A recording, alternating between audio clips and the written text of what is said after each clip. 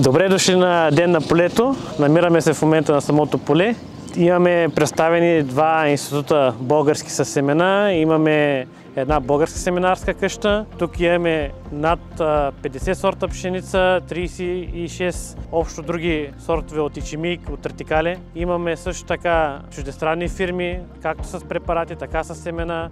Вляво може да видите и техника. Чувствително много неща за прецизно земеделие.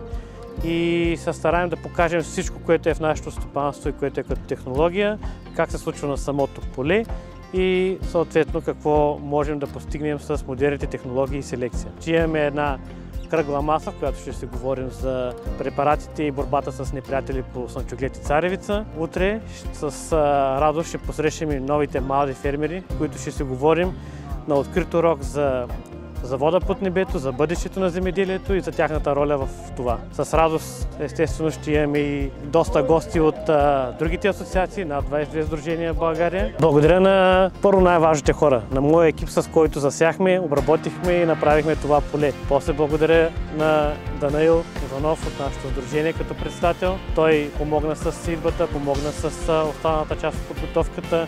Искам да благодаря на цялото сдружение Маркели, което се отзова и помогна в самия ден на събитието и предния ден по подготовката. Искам да благодаря и на нашата национална асоциация на зърнопроизводителите за цялостната подготовка на всички останали аспекти от самото събитие и най-вече лична благодарност към Радостина Жекова и към Добруджанския съюз заради това, че ми позволиха да бъда домакин на това събитие и да направим тази платформа.